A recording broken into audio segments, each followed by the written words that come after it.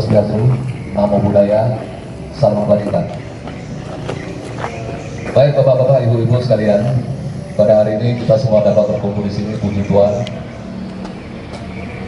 Kita masih diberikan kesempatan, diberikan kesehatan untuk dapat bersatu di sini dalam acara buka puasa bersama yang diselenggarakan perkumpulan rohaniawan agama Konghucu bersama dengan Kelenteng Insen Miao. Baik Bapak-Bapak, Ibu-Ibu sekalian, kita mulai saja acara kita. Yang pertama, laporan panitia yang akan dibawakan oleh Saudara Zini. Silakan. Semua Bapak Ibu undangan yang telah hadir di sore hari ini. Acara ini kita lakukan dari Paraken Pusat yang bekerja sama dengan Kelenteng Insen Miao. Hari ini pada hari Jumat ya, tanggal 29 bulan 4 2022. Saya harap Bapak Ibu undangan semua dan kepada semua tokoh agama mudah-mudahan bisa nyaman untuk menghadiri dan menikmati nanti buka bersama di sore nanti. Terima kasih. Forum Kebinekaan Indonesia Bersatu Pusat, Pak Ustadz Markono, juga dari PAB, Bapak Hermanto, kemudian ada Bapak Lurah, ada Bapak Camat, dan Kapolres atau mewakilinya ya dari FKUB. Bismillahirrahmanirrahim. Assalamualaikum warahmatullahi wabarakatuh. Selamat sore, salam sejahtera bagi kita semua. Om Swastiastu, dan salam kebajikan ya. Pertama, marilah kita panjatkan puji syukur kepada Tuhan Yang Maha Esa. Atas rahmatnya kita masih diberikan nikmat kesehatan dan kesempatan sehingga kita dapat hadir berkumpul di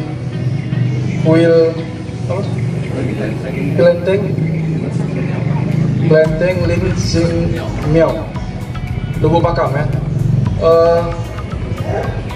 Yang sama-sama kita hormati Bapak Kapolres Deli Serdang atau yang mewakili, yang sama-sama kita hormati Bapak Dandim, dan dalam hal ini dihadiri oleh Bapak Kasdim 0204 Deli Serdang, Bapak Mayor Panjaitan, Bapak Ketua FKUB Deli Serdang atau yang mewakili, Bapak Kakan Kemenak Kabupaten Deli Serdang atau yang mewakili, Bapak dari FKIB Mata Utara hadir, dan para orang-orang tua kami, tokoh-tokoh agama yang tidak bisa saya sebutkan satu persatu. Sebagai umat yang beragama, kita senantiasa mengucapkan puji syukur kepada Tuhan Yang Maha Esa karena rahmatnya kita masih diberikan kesehatan dan kesempatan sehingga kita dapat hadir berkumpul di tempat ini.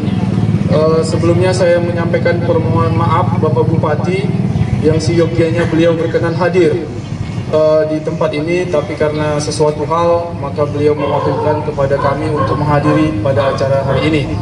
Saya sebagai Kepala Dinas Pemadam Kebakaran Kabupaten Deli Serdang, nama saya Kurnia Boloni Sinaga SSDP. Sebelumnya saya camat Lubuk Pakam Pak. Jadi saya 2 tahun lebih menjadi camat di Lubuk Pakam. Jadi Bapak Ibu sekalian, hal ini tentunya sangat sejalan dengan visi misi dari Bapak Bupati, yaitu menjadikan Deli Serdang yang maju, sejahtera, religius. Di sana ada kata-kata religius dan rukun dalam kebinekaan. Jadi memang Deli Serdang ini terdiri dari berbagai macam etnis dan budaya, dan di dalamnya ada juga agama Konghucu ya. Dan kami sangat apresiasi atas terselenggaranya kegiatan hari ini Pak.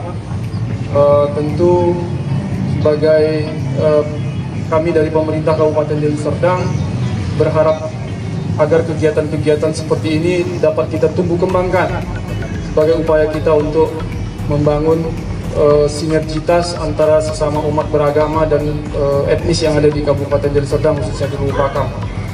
Dan perlu kami sampaikan Bapak Ibu sekalian, sebelum saya menjadi Kepala Dinas, saya baru setahun Pak jadi Kepala Dinas, dan pemadam kebakaran itu baru berdiri tahun ini, tahun lalu ya, jadi baru setahun saya menjabat sebagai Kepala Dinas. Tentu sebelum saya menjadi camat, jadi kepala dinas, saya 2 tahun sebagai camat Lubuk Pakam. Ada beberapa hal yang perlu jadi informasi bagi kita semua yang sebelumnya saya pernah mencanangkan ataupun menyampaikan gagasan bahwasanya Lubuk Pakam ini seyogianya harus ada event setiap tahun, ya, kalender tahunan, baik itu kegiatan keagamaan, baik itu agama Buddha, agama Hindu maupun agama Muslim, ya, kemudian agama Nasrani. Jadi kami ada semacam perkumpulan yang bernama Unity is Power. Dan kami ada saya, ada saudara Mohan dari etnis Hindu, ada saudara Aguan dari etnis Buddha, agama Buddha, ada saudara Mindo dari agama Kristen. Jadi memang ada wacana kami, ide bagaimana supaya Pakam ini, karena di sini banyak vihara, bagaimana kalau setiap kegiatan keagamaan hari-hari besar, apakah itu Muslim, ada Ramadan Fair, apakah itu ada Imlek Fair, kemudian ada Hindu, ya, ada Indian Fair seperti yang di Pasar 3. Kita tahu ada tradisi keagamaan, ritual yang setiap tahun.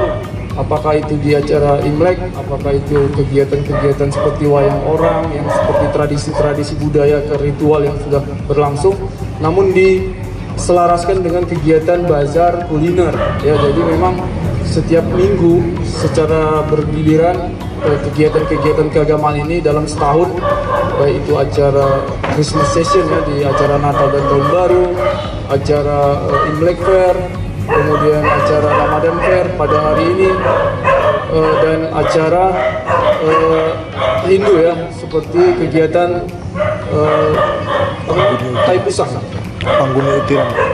Pangguni Utiram. Ya, jadi memang saya punya keinginan, cita-cita kalau di Pakam itu memang, Pak, saya berharap nanti dari kuil ini juga bagaimana kita berkontribusi untuk seluruh vihara yang ada di Kecamatan Lubuk Pakam diletakkan satu titik, fokuskan dalam seminggu. Imlek Fair itu kita laksanakan selama 7 hari mungkin, yang insya Allah nanti kita akan laksanakan, karena beberapa kawan-kawan yang ada di vihara juga sudah saya hubungi, mereka sangat antusias. Saya pikir ini memang harus jadi momentum, Pak, ya. Jadi mungkin siapa nanti sebagai tuan rumah dari kelenteng mana kan gitu, kan, tapi secara bergiliran dalam waktu seminggu, baik itu ada bazar, ada kuliner, dan berbagai macam budaya dan ritual yang bisa kita tonjolkan nanti, sehingga setiap tahun Lubuk Pakam ini ada kegiatan event tahunan, ya. Karena saya melihat potensi di Lubuk Pakam ini cukup besar. Kenapa? Karena kita ditakdirkan langsung berbatasan dengan bandara. Jadi Bandara Kuala Namu ini memberikan efek domino kepada Lubuk Pakam sebenarnya. Kenapa? Karena mungkin orang Langkat, orang Setabat pengen bandara itu di Setabat, Pak, kan gitu, kan. Tapi ditakdirkan bandara itu ada di Kuala Namu, ya, sebelah kita, di sebelah utara, ya, Kecamatan Beringin. Nah, sementara bandara itu kapasitasnya lebih kurang 12 juta, Pak. Ya, jadi 12 juta orang setiap tahun itu melintasi bandara, keluar masuk. Kalau dulu Polonia, Pak Panjaitan, itu kapasitasnya cuma 6 juta. Ya, kita lihat bagaimana sempitnya, sehingga pemerintah waktu itu memindahkan. Hingga terjadilah Kuala Namu pindah ke Beringin, ya. Nah, tentu 12 juta orang ini, kalau 1% aja, Pak, marginnya, 1% aja itu 120.000. Kalau 12 juta kan itu, kan, dalam setahun.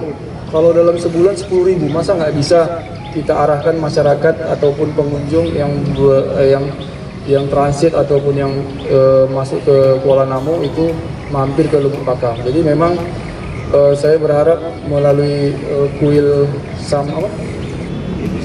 Lin Sang Miao ini bisa bersama pihak kuil-kuil yang lain yang ada di Lubuk Pakam bisa bersinergi, berkolaborasi, membentuk suatu wadah bersama, sehingga dalam event nanti Imlek, ya, kita bisa adakan kegiatan ritual budaya, bazar, dan kuliner, Pak. Jadi ini menjadi tantangan juga bagi kita, karena seperti yang saya lihat, kita lihat, Pak, di bagian Siapi-api, ya, di Singkawang kan itu, ya, ada budaya bakar tongkang, itu sampai mancanegara Pak. Ini kan ada kuil Sri Yuda Tendabani, kegiatan setiap tahun ya, kegiatan Panguni Utira ya, atau istilahnya di sini kerak dandang gitu ya. Nah ini juga bisa ditonjolkan sebagai budaya kearifan lokal yang bisa kita tumbuh kembangkan, sehingga kawan-kawan masyarakat yang pelaku UMKM kuliner ya bisa berpartisipasi. Demikian juga di masyarakat Buddha ya. Jadi memang Pakam ini cukup potensial. Kita berbatasan langsung dengan Kuala Namu. Jadi kita tidak membayangkan bandara itu ada di Lubuk Pakam dan memiliki kapasitas 12 juta orang setahun yang melintas. Ini menjadi peluang sekaligus tantangan juga bagi kita. Jadi saya berharap kegiatan-kegiatan ini perlu kita tumbuh kembangkan Pak ke depan dan lebih semarak lagi.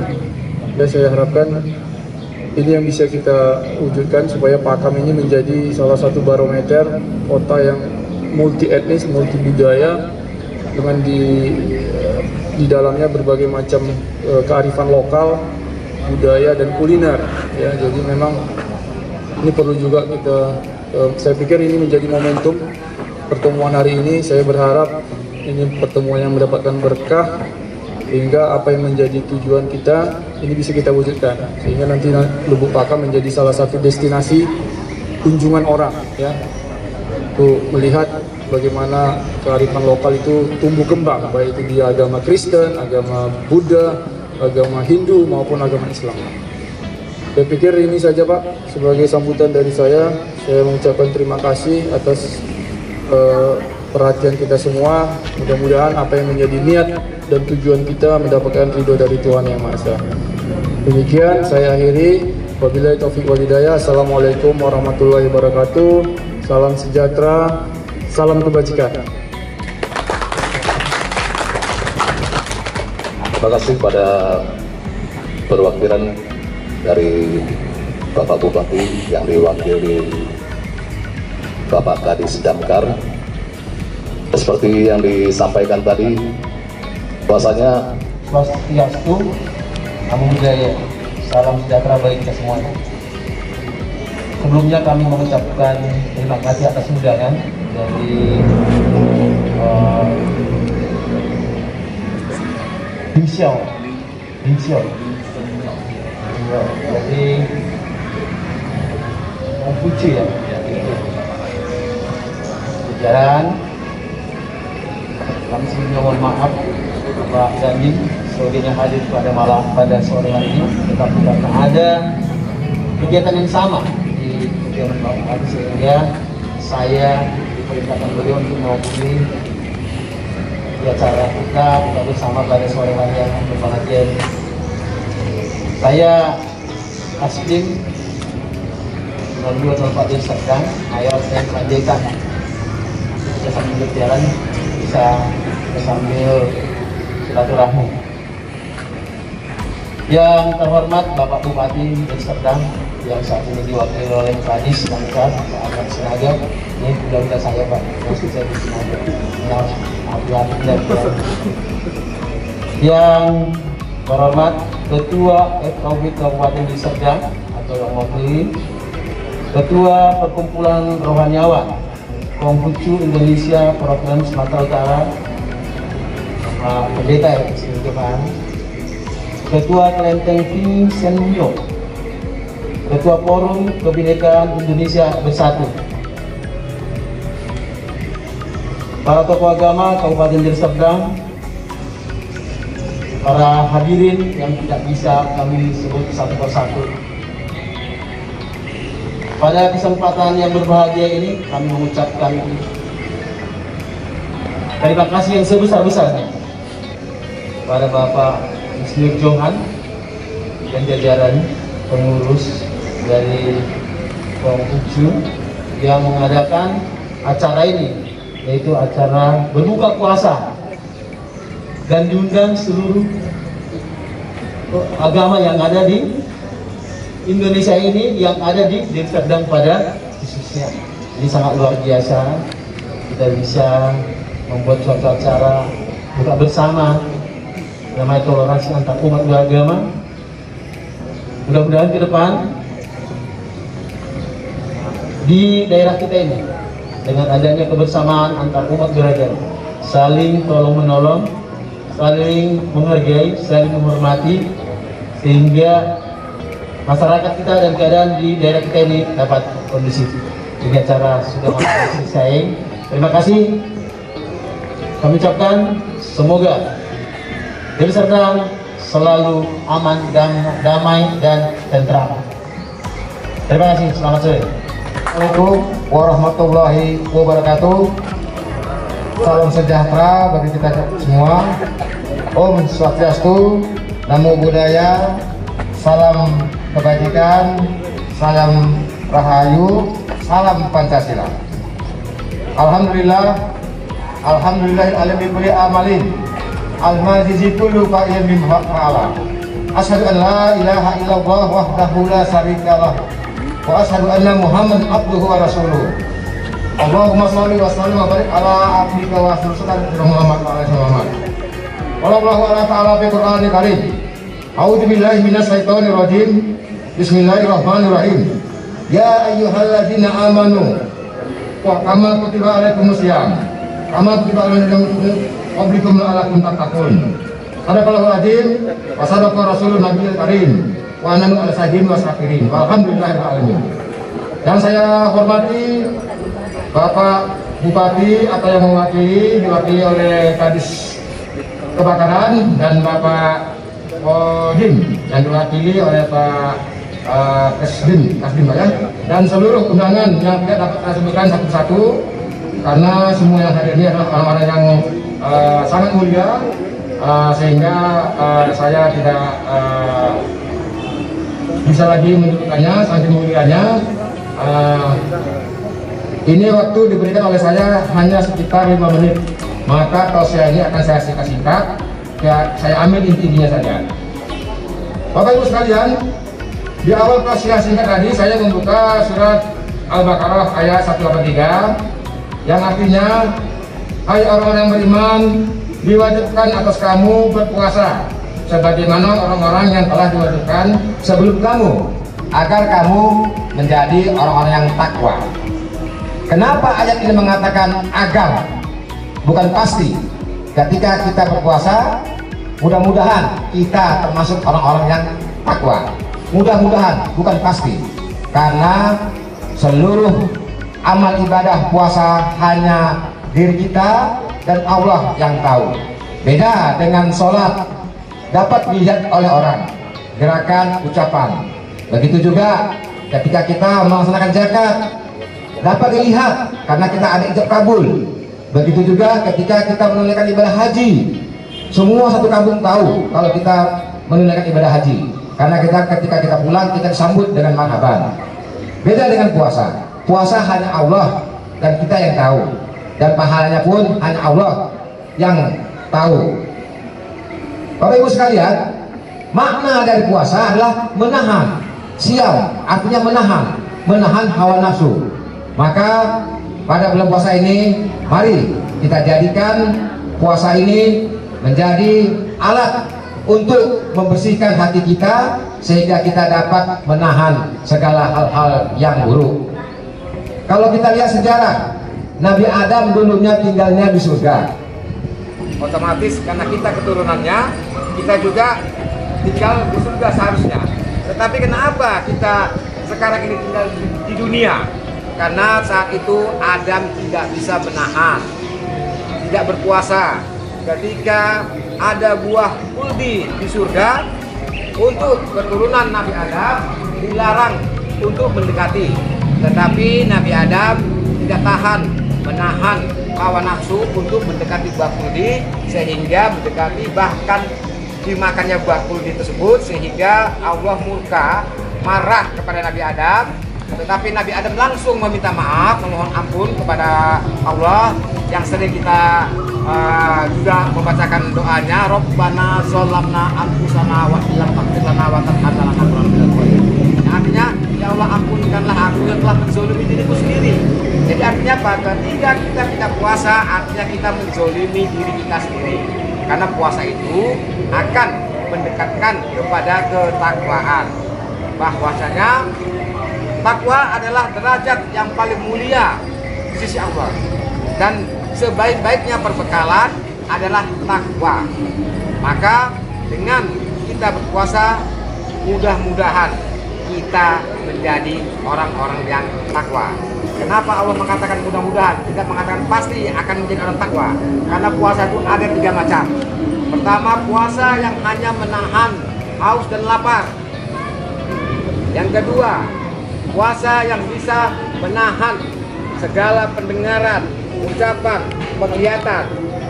Yang ketiga, puasa menahan hawa nafsu.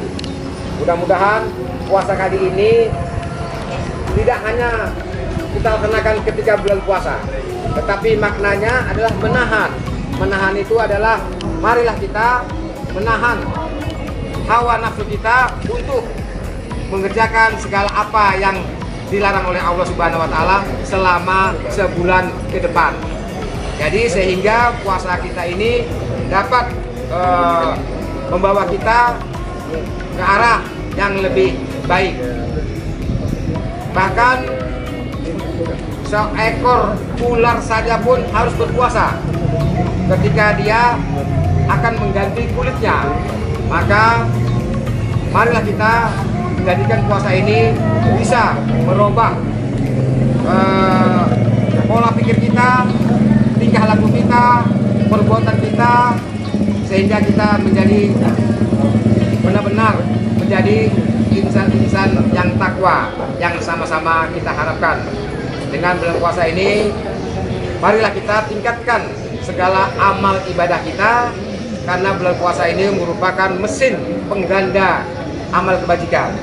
Marilah bulan puasa ini kita jadikan sebagai laundry atau mesin pencuci hati kita, sehingga kita setelah keluar dari Ramadan ini akan menjadi fitrah kembali, sehingga kita rayakan puncak Ramadan itu ketika kita telah mencapai fitrah, yaitu pada tanggal 1 Syawal di hari Lebaran pertama. Itulah puncak dari perjuangan kita dalam menjalankan ibadah.